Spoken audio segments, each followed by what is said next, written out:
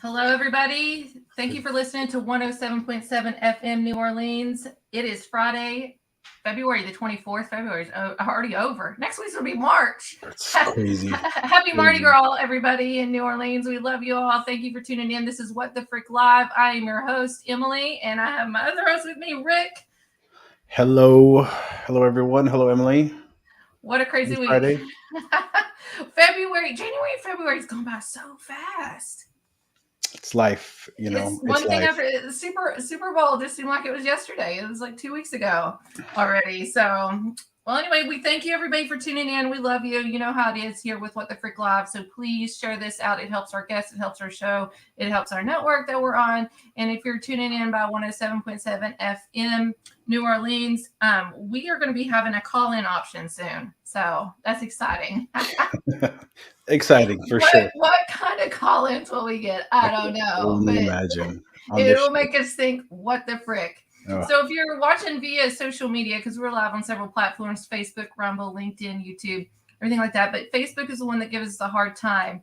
We're using StreamYard. So if you come up in the comment section, ask a question, it says Facebook user, please go to StreamYard.com/Facebook, and you will be able to give them permission to use your name and picture. So we know who we're talking to. We appreciate that. If you're watching via Rumble, give us a positive Rumble. And if you're watching by YouTube, give us a thumbs up and make sure you subscribe. We have an amazing guest tonight. I'm super, super, super excited. We are going to be talking all things about Nephilim, giants, you name it. It's L.A. Marzulli. He's an author, lecturer, and filmmaker. He's also doing projects on crop circles, which I'm fascinated with. Nobody really talks about crop circles that much anymore, I don't think. It's mostly kind of out of style.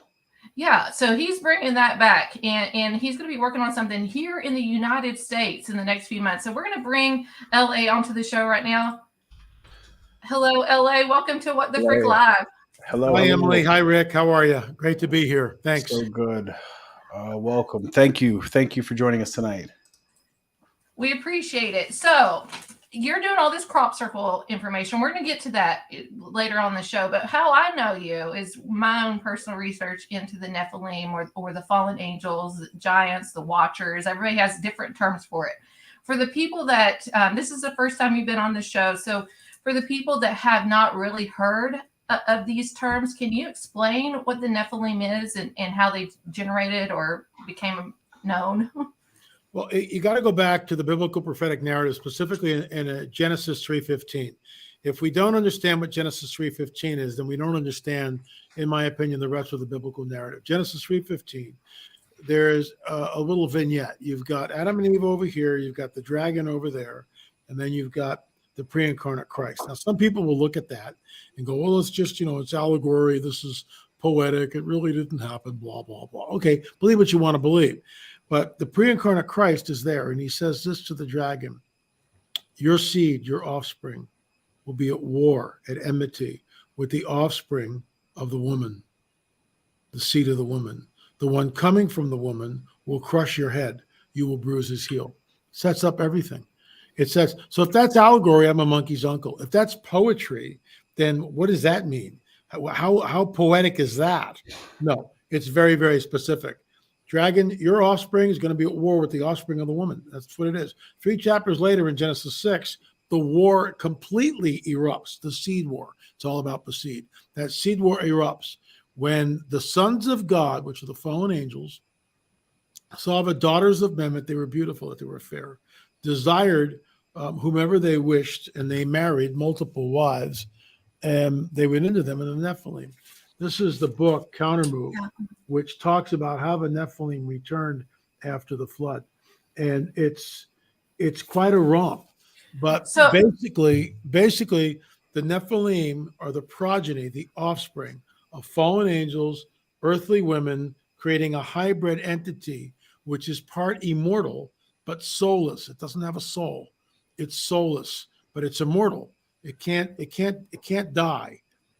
The body can die, but this thing, the spirit of a Nephilim, roamed the earth. So you said they returned after the flood. I thought maybe they just always stayed. So that's interesting because everybody's talking about another return now. Is this the Sumerian gods, maybe? No. Oh no. Okay. The Sumerian gods with the Anunnaki, talk about if you look at the Anunnaki, and this is what drives me nuts about, with all due respect, Ancient Aliens, which is a great group of guys. That was on the first two seasons of that. But the Anunnaki are fallen angels. I mean, they've got the wings, they've got the whole deal. They're there. They're right there. It's in Nephilim Central. And they're dispensing knowledge to human beings, exactly what the pseudepigraphical book of Enoch tells us that happened. So while Enoch is not part of the biblical canon, Jude does quote it. We can appreciate its historicity. If you were going to keep one book away from people, it's Enoch 1. Not the rest of it, but Enoch 1 tells us exactly what's going on, who the ringleaders were. And get this, I'll take credit for this, okay? I'll pat myself on the back here. But when I was in the New Age, okay, my roots are New Age, from 13 to 30, immersed in the New Age, immersed in Eastern mysticism. In 1976, there was a book published before the days of the internet, as we know it now. It was by Edward Billy Meyer. I had it in my old library. Everything burned in the fire. We're rebuilt. It's all good.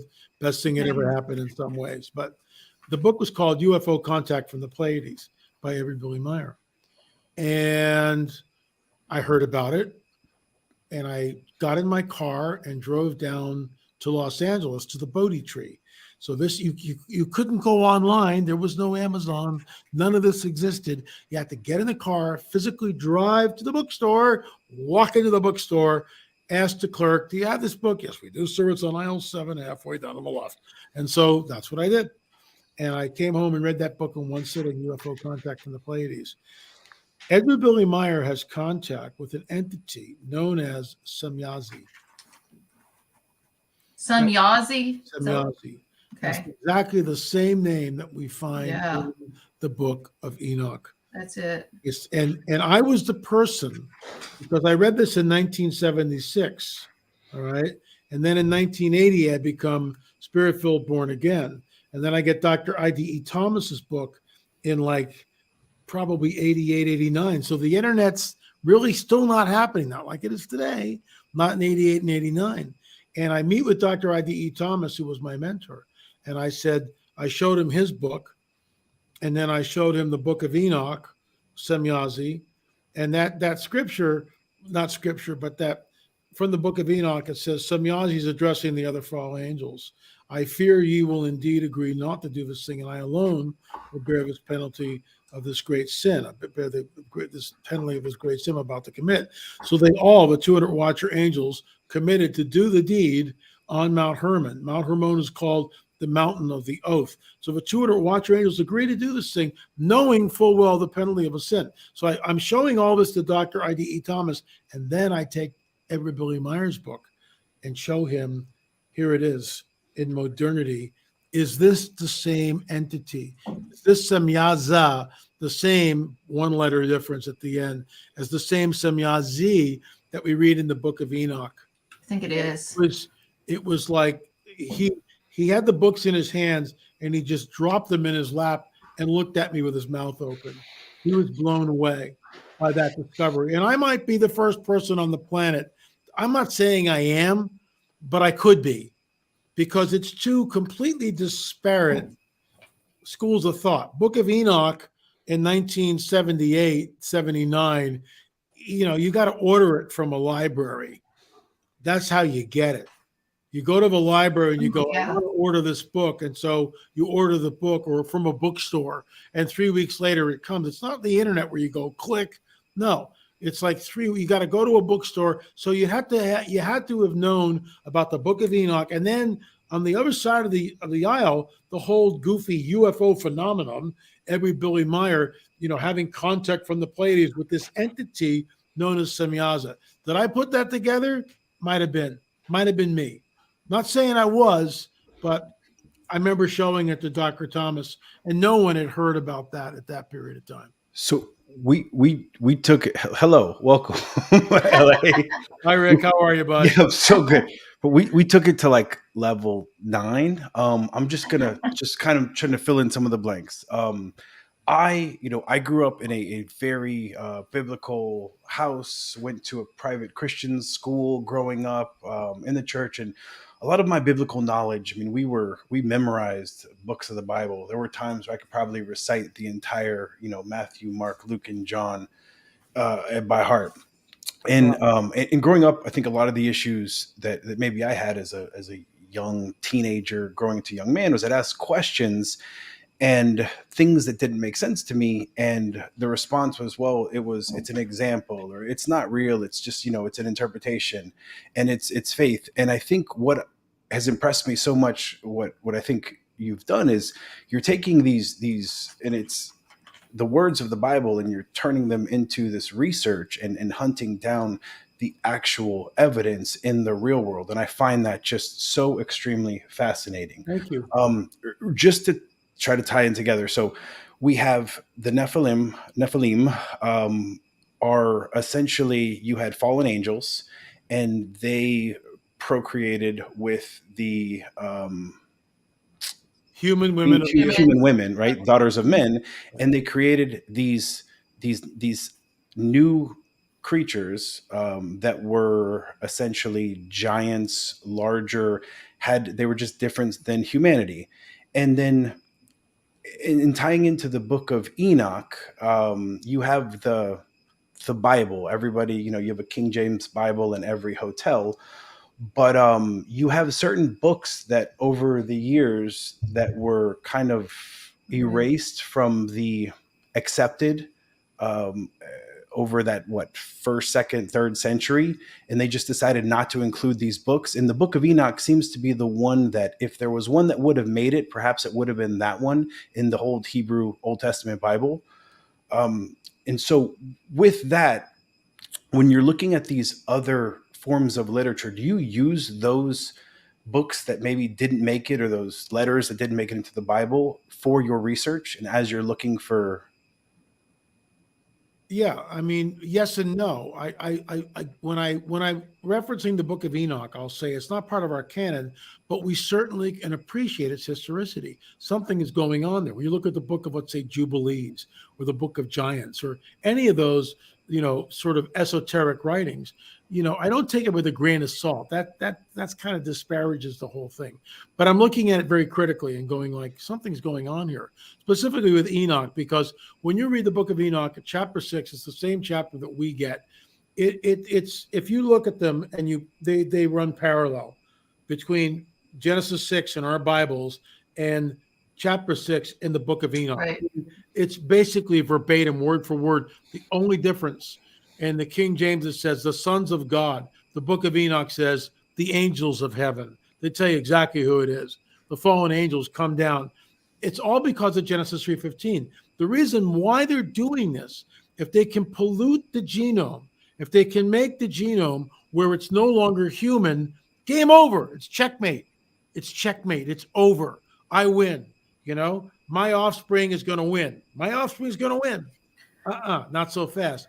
Only 8 people get in the ark, but we don't know how many people were global. And by the way, there was a full-blown occult paradigm in operation in the days of Noah. There's no doubt about that, because we see it duplicated again in Egypt after the flood. When Moses, I'm jumping around a little bit, but when Moses and Aaron come in thousands of years later, right? Egypt is like the pinnacle, the apex culture of the time. China, okay, that's happening in the East. I get that. But in Western civilization, the apex predator is Egypt, if I can use that. That's what it is. Full-blown occult paradigm in operation. I actually wrote about that once again in Countermove, how the Nephilim returned after the flood. Here's what's interesting and incredibly alarming, in my opinion, about all this. When Moses and Aaron come into Pharaoh's court, Moses has this staff, throws the staff down, it becomes a snake. Mm-hmm. Everybody freaks out. No, nobody freaks out at all. Pharaoh nods to the Egyptian priests who were there, and they just throw their staff on the ground. Their staff becomes a snake. No one's running out of the place going, "Oh my God, did you see that?" This is normal. This is everyday normal occurrence. Oh yeah, your staff turns into a steak. So does mine. I went down to Bob's, staff emporium on 4th Street. I bought myself one that turns into a cobra. It's like no one's freaking out about this, and that shows us that there's a full-blown occult paradigm. In fact, it goes even further because the Egyptian priests and magicians are able to duplicate the first 3 plagues that God sends on Egypt. They're able to duplicate them. After the 4th one, they go, and that's it. They leave the scene they never heard of again. They tail between their legs and they go up to Lebanon or something. Who knows what they did? But they bail, and the rest is history. So what we see is a full-blown occult paradigm in the days of Moses and Aaron in Egypt, full-blown in operation. This is the paradigm that everybody's adhering to, everybody's listening to, everybody's immersed in. Well, in the days of Noah, you only got 8 people. You got 8 people who are saved. And the idea that somehow that Ham's wife is carrying a Nephilim gene on the ark, in my opinion, is total nonsense, which became the impetus, once again, how the Nephilim returned after the flood. They did it the same way. It was a suicide mission. When Jesus dies, so let's look at this. You've got way over here, okay? Way over here. You've got the Genesis 6 flood. The Nephilim return, and after that, how do they return? The same way they did the first time. There's another incursion. Okay? Then you go all the way to here to the cross where Jesus is. What happens when Jesus dies? Well, the body is still on the cross.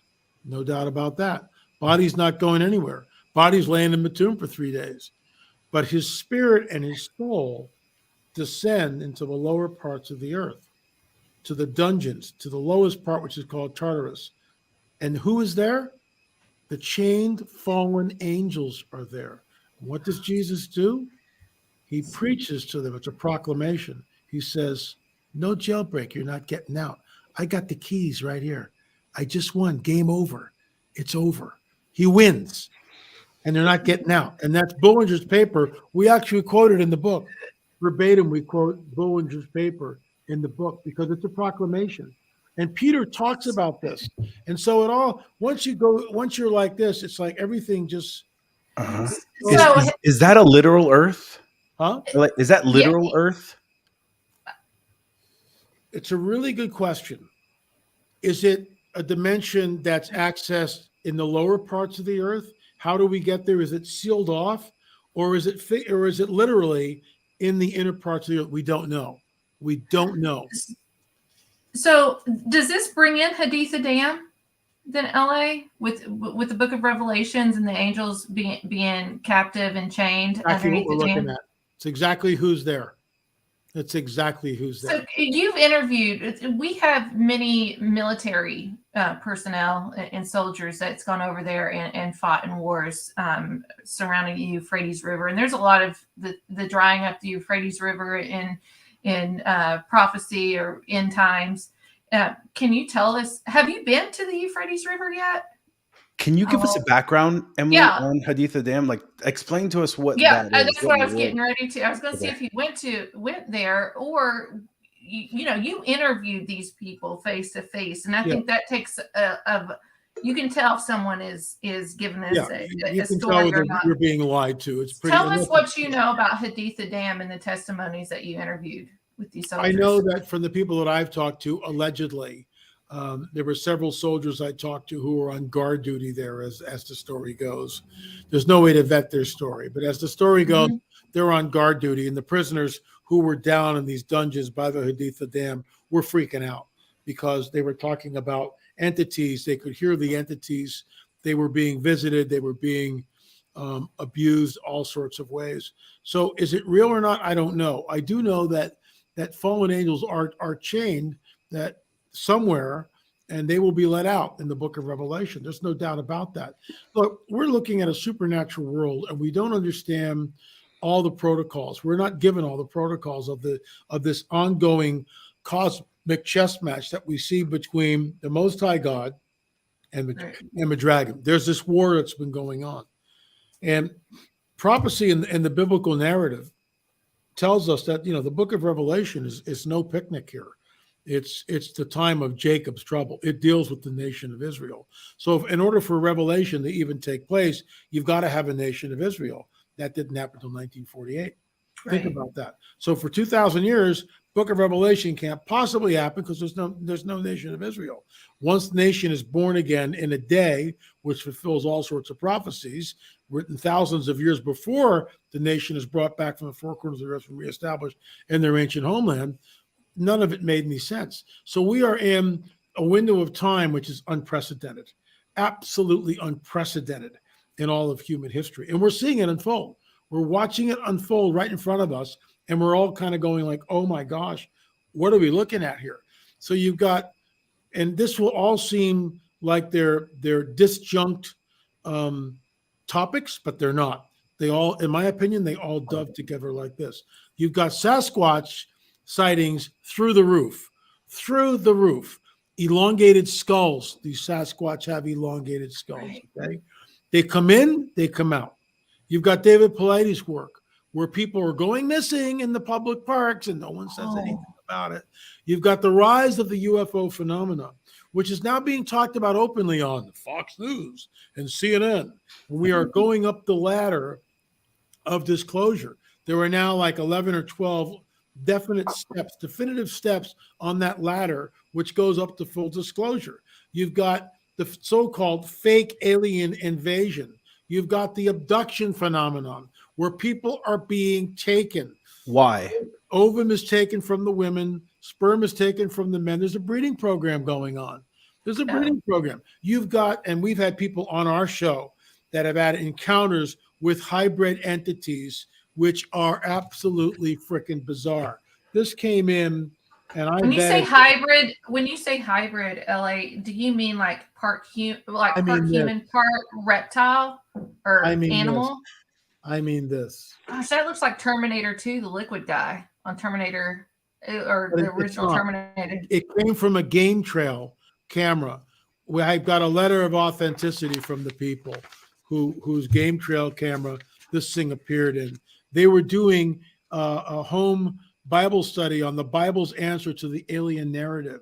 The game trail camera snapped the first shot, this huge burst of light. 10 seconds later, the entity appears. It's 46 degrees. It's androgynous. The ears are pointed. The eyes are like this. They're not circular like ours are. The eyes are like this. It's unbelievable. I'll tell you a story. I'll tell you another story. At Walmart, okay?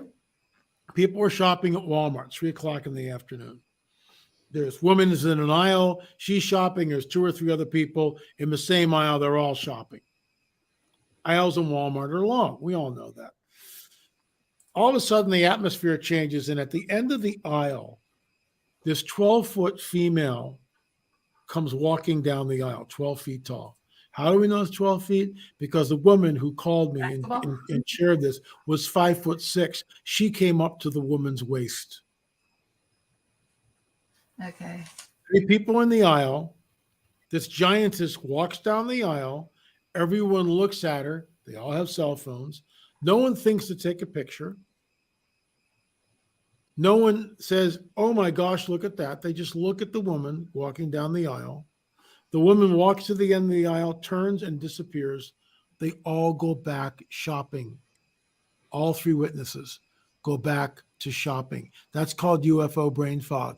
They're not dealing normally, what they normally would do. Someone would have said something. Someone would have said, oh my gosh, look at that. No one said anything. They all witnessed it, and then they all turned at the same time. Is that like psychoelectric weaponry? No, what it is, I call it UFO brain fog. When a human being is in the presence of fallen angels, hybrids, hubrids, grays, and they can't think. Demonically possessed people. I've been around people who are demon possessed. Right. Same. Don't even know your name. If you're not prayed up and you don't know what you're getting into, it's like, what's my name again? You don't remember. It's until you're out of the, oh my gosh, what just happened? And that's how it is And we've heard this over and over and over again. I mean, I could tell you other stories. So they're manifesting now. Everything, it's like Jesus warns us, it'll be like the days of Noah when he returned. Oh, yeah. And LA, that, when you say UFOs, Noah. when you say UFOs, I think a lot of people listening assume extraterrestrial beings that have traveled, hundreds of millions of light years to get here and they're invading Earth. But that's not at all what you mean by UFOs. Can you give us your definition of what a UFO is? And thank you, Rick, for keeping me on track here. The UFOs that we're seeing are interdimensional entities which have craft. The craft is real. The craft is real, nuts and bolts craft. There's no doubt. But also we know that somehow fallen angels can impersonate the craft. They can appear as a craft, as a living, breathing craft. How does that work? So it's not either or, it's both and. Sometimes it's delusion. Other times it's nuts and bolt craft. What crashed in Roswell, New Mexico, in my opinion, was UFO disclosure. There it is. What? And he froze. He froze right now.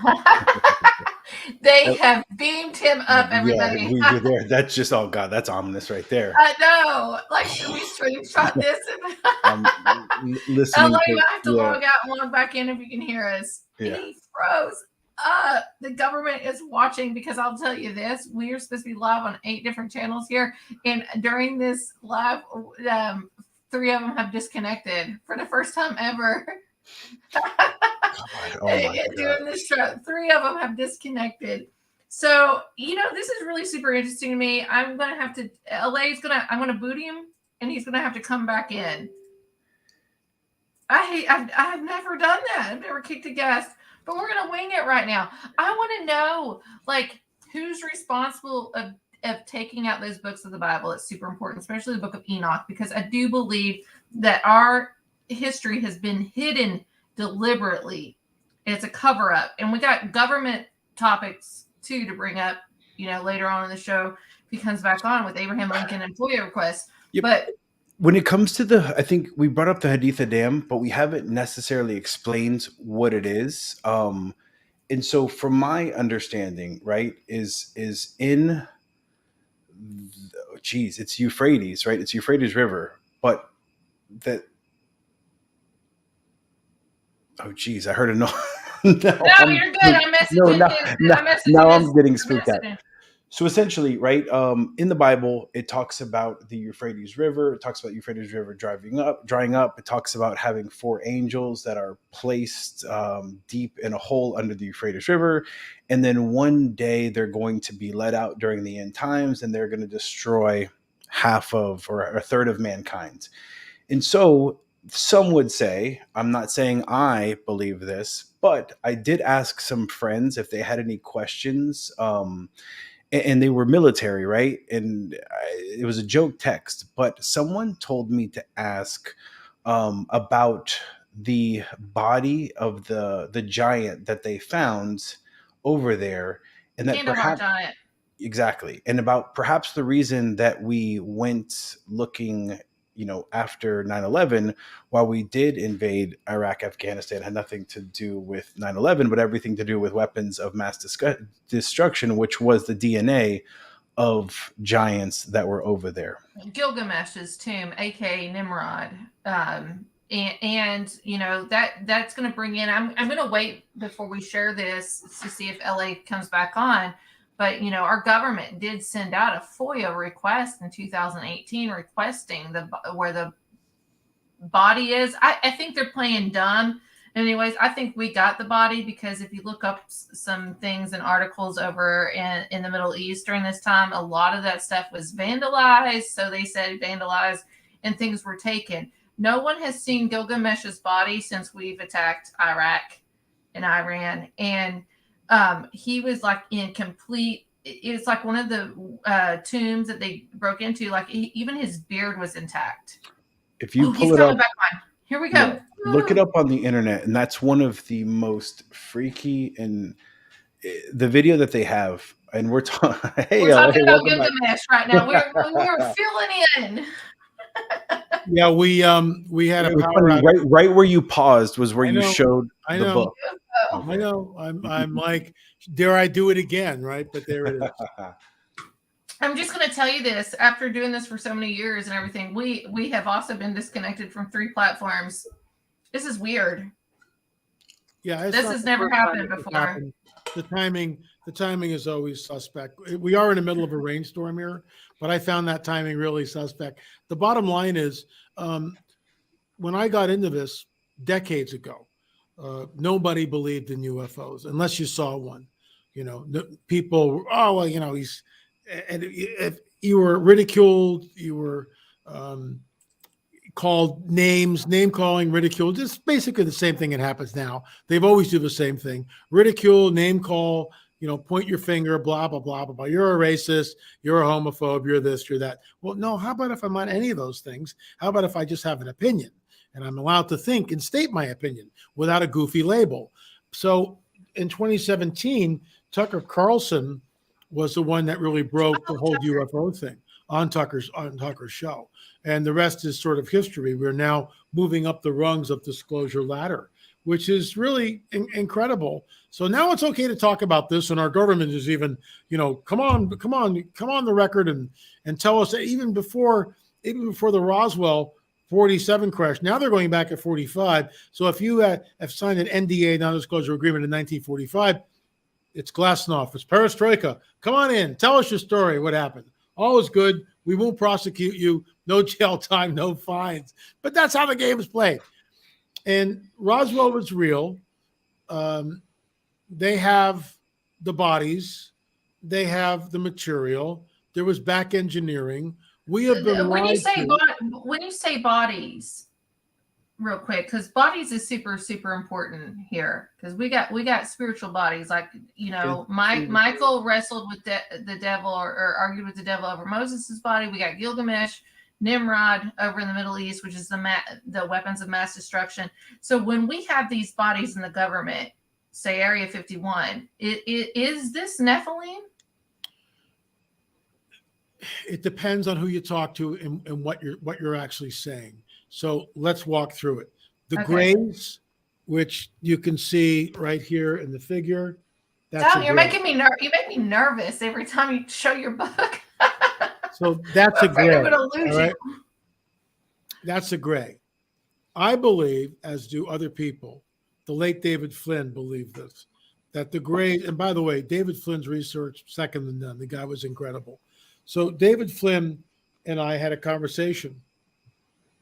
I believe, and he did believe when he was alive, that the grays are biologically constructed suits. They are avatars to house the spirits, the disembodied spirits of the Nephilim.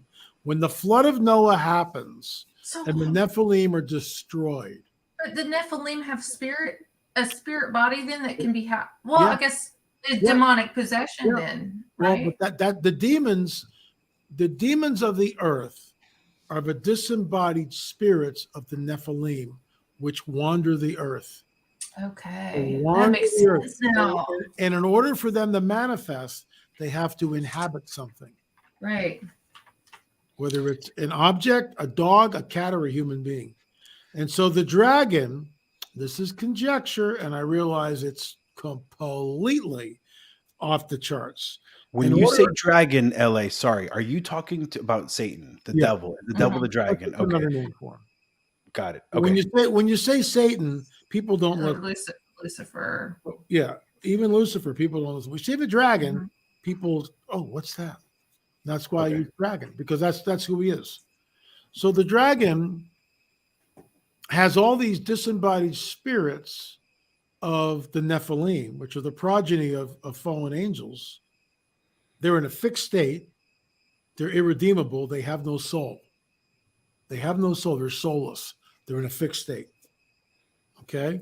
So he creates these avatars. How do we know this? We've heard from people who are on board the ships who open up drawers, Whitley Strieber, and there in the drawer are the suits, these avatar bodies. And they're kind of going like, what? Are they hanging up on the wall? What are they doing there?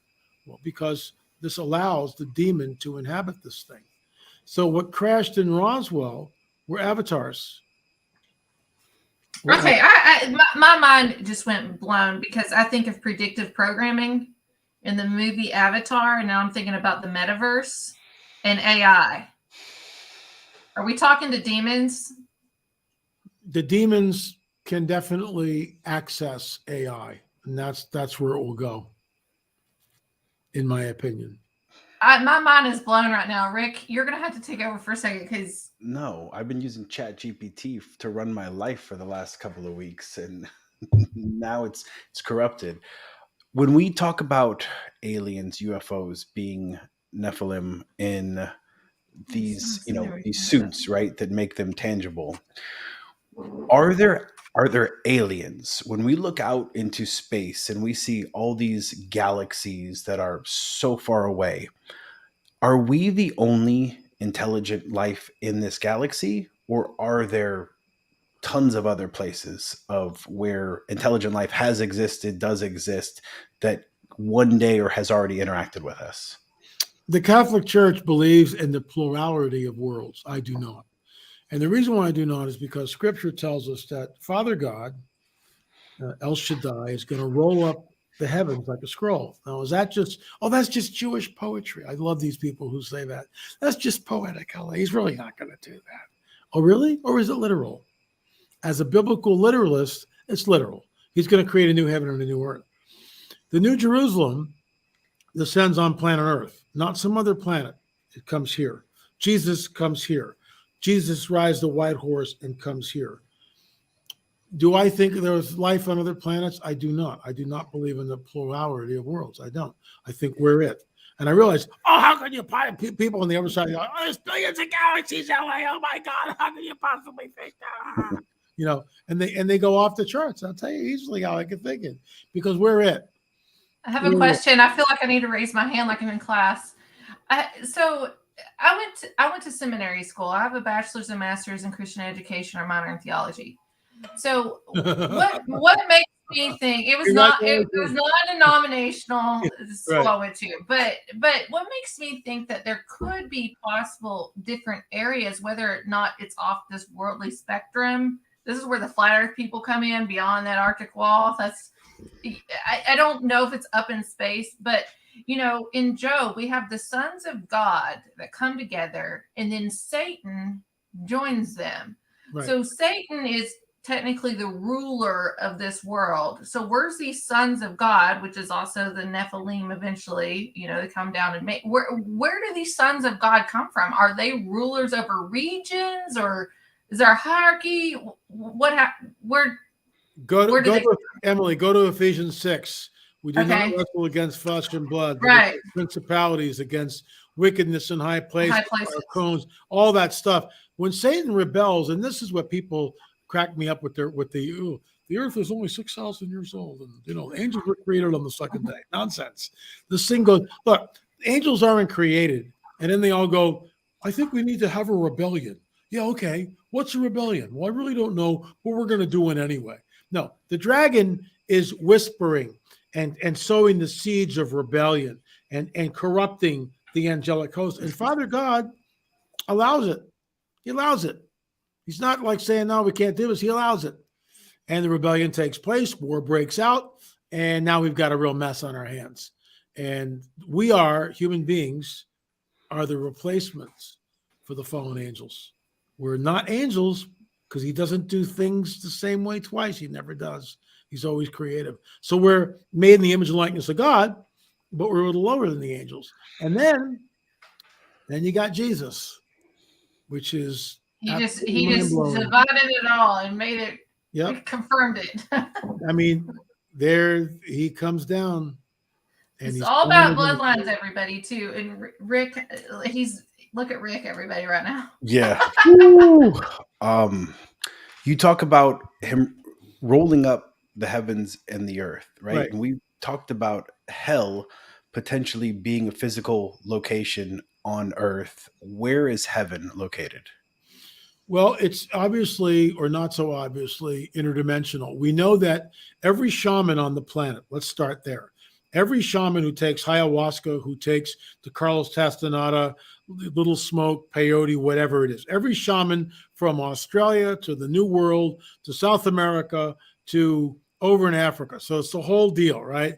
They all take some sort of psychotropic drug and it catapults them into the second heaven. The second heaven is the place where the dragon's forces reside. This is why when Graham Hancock is down in South America with a shaman and he's taking multiple doses of ayahuasca, bad idea, by the way. That's and the oracles. He pops up into the second heaven and he goes, what are the Greys doing here? Why are they here? Because he can't figure it out. I'll tell you why, Graham. I'd love to sit down and have some coffee with you sometime and chat about it. They're there because the second heaven is where all this nonsense resides. The dragon's forces reside there. Now, when we get abducted, do they take us to the second heaven? Yes and no. They can. They can do that. Most of the time it's underground, undersea, in the ship. But here's the deal. The book of Revelation tells us that the dragon fights, Michael and his angels fight with the dragon and his angels.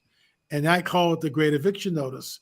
Where do they fight? In the second heaven. What happens? They finally do the eviction. They finally clean the place out. It's like going into a crack house.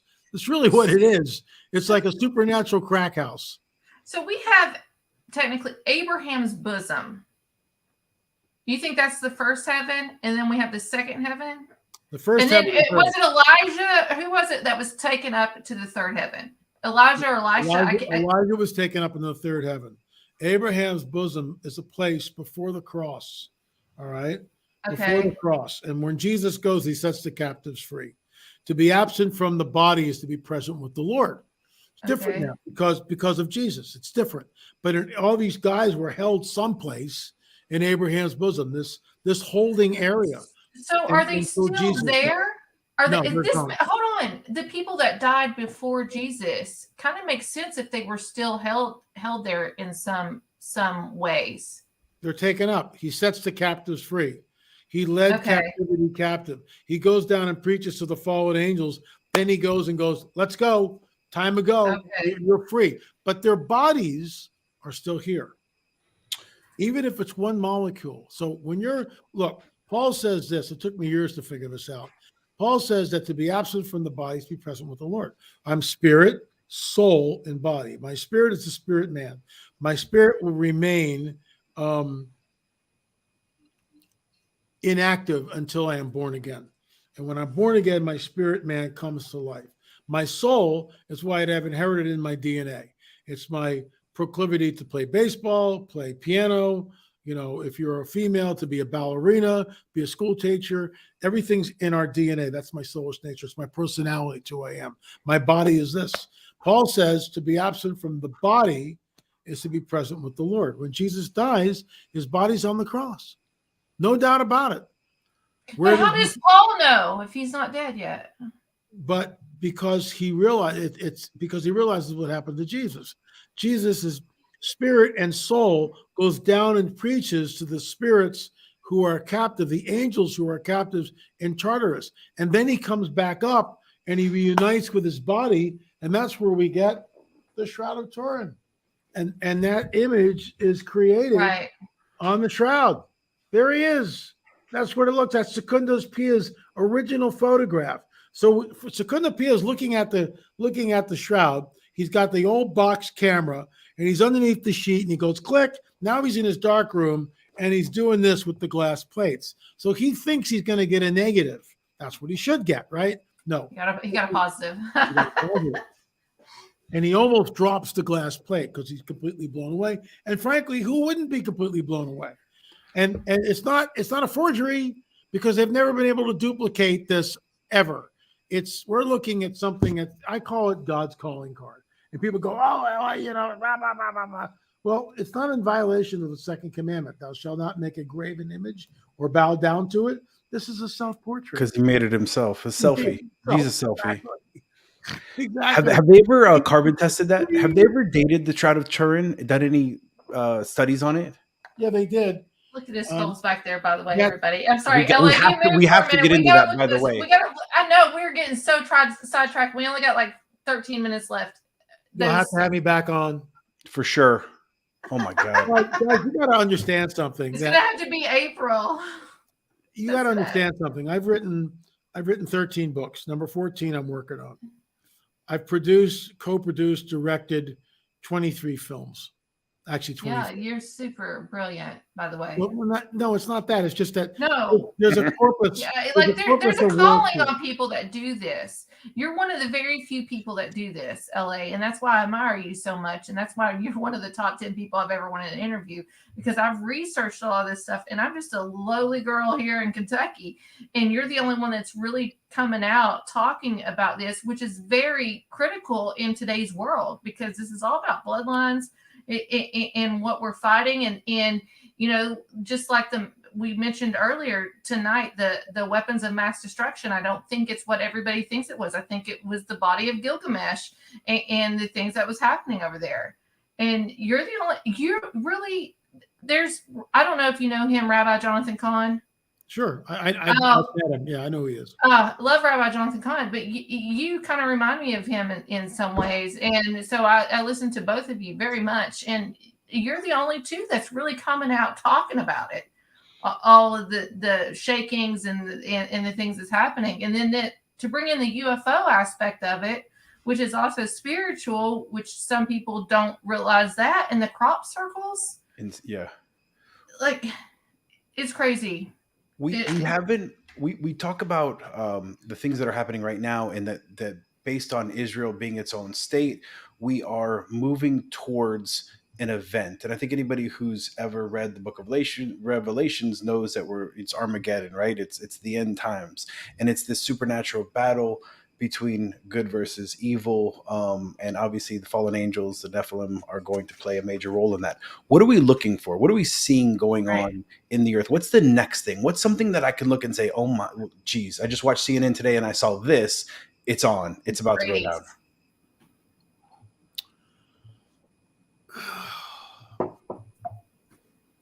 It's no, go ahead. I was going to say Euphrates River I think that's the heartbeat of all of it, to watch that river in the body of Gilgamesh. We have government. We have Abraham Lincoln talking about these giants and things. And then people don't understand. In 2018, I can share my screen, I believe. Let me see if I still have it, because I did have it. 2018. Yeah, I have it here. I'm going to share my screen. Our own government is requesting. Hold on here. Where is it? Oh my goodness, where is it? It's not showing up on my share screen. That's weird. It's a request. Here we go. Here, I got it. A request. I looked this woman up.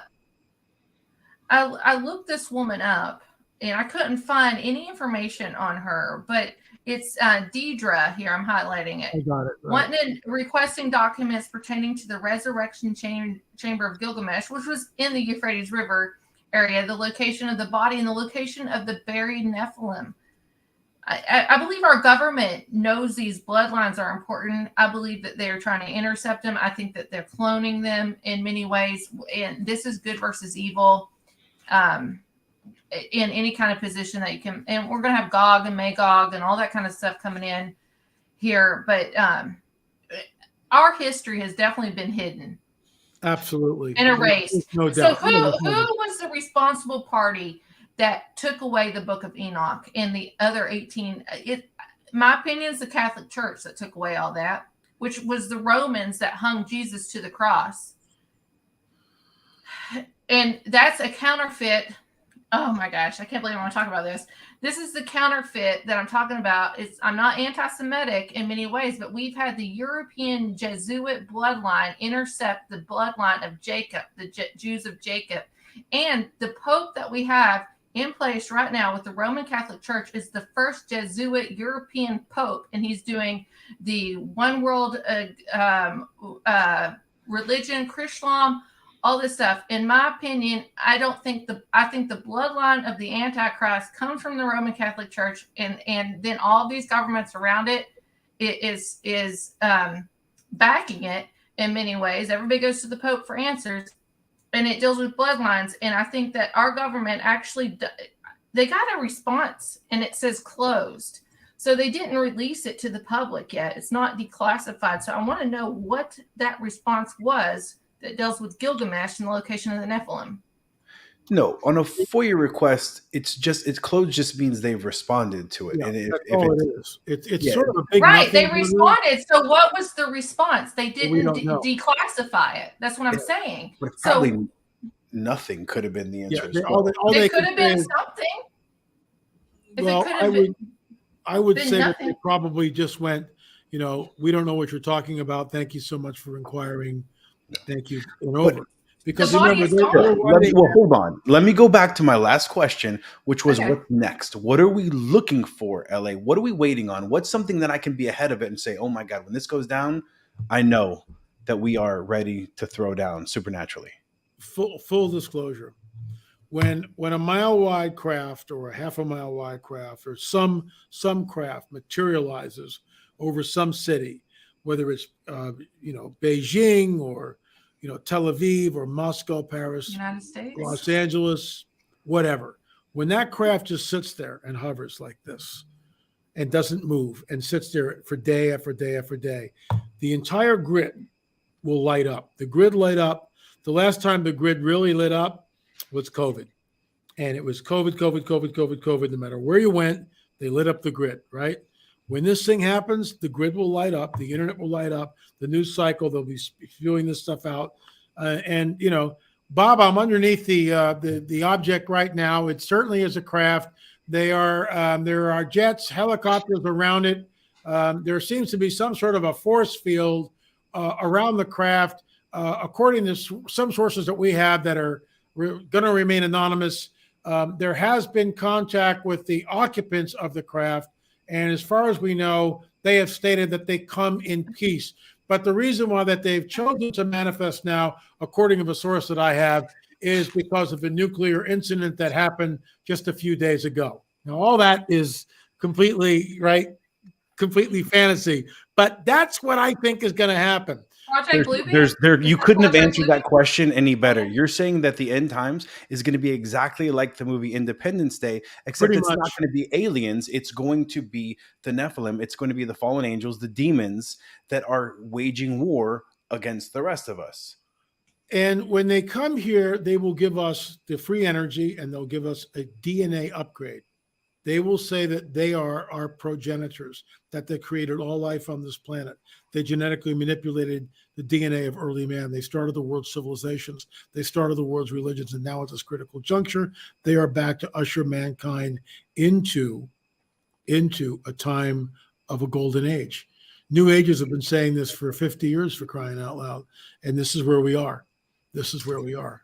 I have one more question, and then we'll do our last question of where people can find you, what you're working on, and stuff.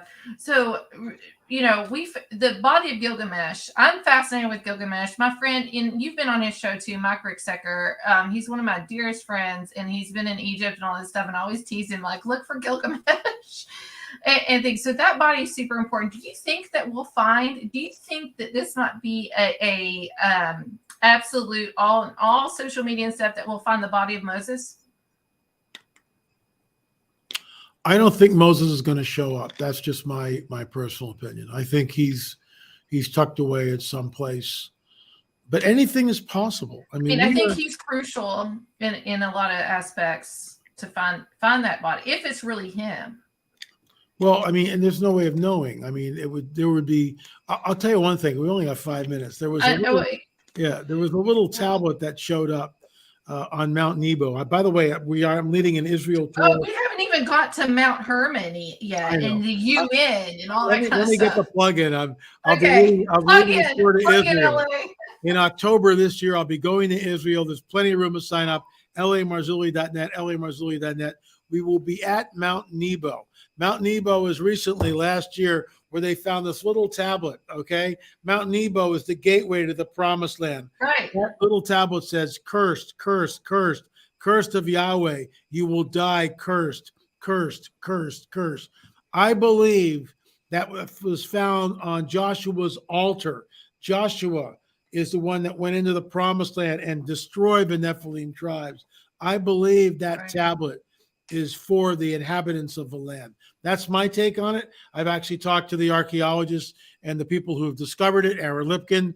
We will be standing on Mount Nebo at Joshua's altar in October. join us. So people can get tickets on your website to join you on this trip. Yeah, LAMarzulli.net.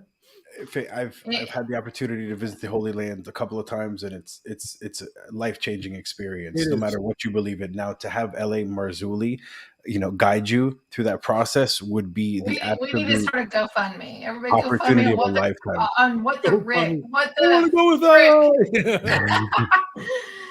LA. I just want to say thank you so much for coming on. We truly appreciate you very much and all the hard work. Like not very many people's talking about this. Keep going. I appreciate you very much. I have your books on my Kindle and everything.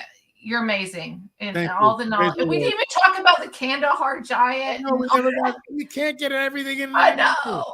It's so cool. Yeah, please. I just, you have to come back on. I will. Let's set it up. We'll set it up without a doubt. Well, we'll let you go tonight, and everybody, I have all of his links and everything in the description of the show, even on the radio and everything. And LAMarzulli.net is his website. Please go look there. Thank you, LA. We'll let you go. Have a wonderful, wonderful weekend. May the Lord bless you and keep you. Take care, guys. Thank you. Bye. Bye. I thought we'd give people. We didn't even touch. I was supposed to. I thought we were going to give people like a good appetizer, and it didn't even come anywhere near that. We barely gave people. I have no check marks off my paper. He's fantastic. For anybody listening, type in LA Marzulli into YouTube, TikTok, whatever, and go down this trail of just everything he talks about. It just blows your mind. We didn't talk about pyramids. The one thing I wanted to talk about were pyramids. I know, I said that here too. Did giants build pyramids? We didn't bring up any of his skulls that he's found. Oh yeah, by the way, he's found Nephilim skulls in South America. Didn't bring up that. So I think there's Nephilim skulls. I have that here. Nephilim skulls in the Appalachian. Oh, we never got into Abraham Lincoln and the burial mound. Oh no. I don't know.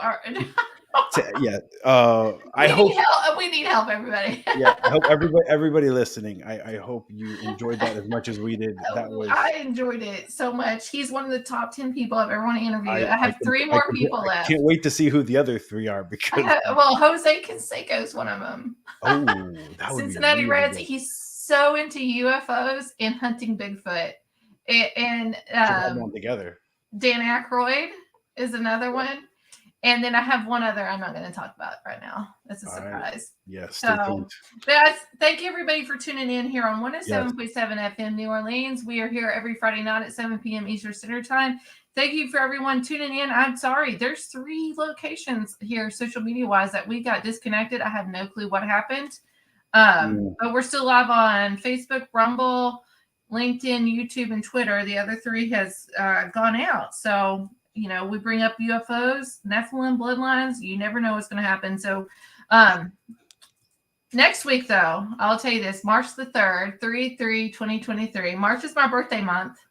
Ooh. Yes. And one of my dearest friends is coming on. I'm starting off the March month with just a friend of mine, Jeremy York. He is Everything's Universal Things Network. And he has a testimony and have to talk about. He had a life...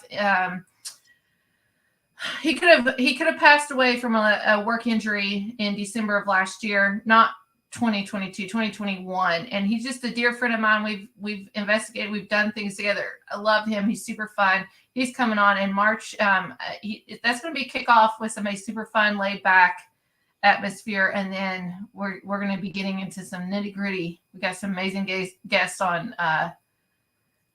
in March. April, it's all going to be our part 2s, I think, Rick. Please, and start part with that. Part 2s, all in April. An hour's not enough. An hour is just not enough time for the people that we have on in their exciting lives. No, so thank you, everybody. Have a wonderful weekend. If you're down in New Orleans, I hope you have a fantastic Mardi Gras. Was this past week? I'm sure it's going to carry over in the weekend.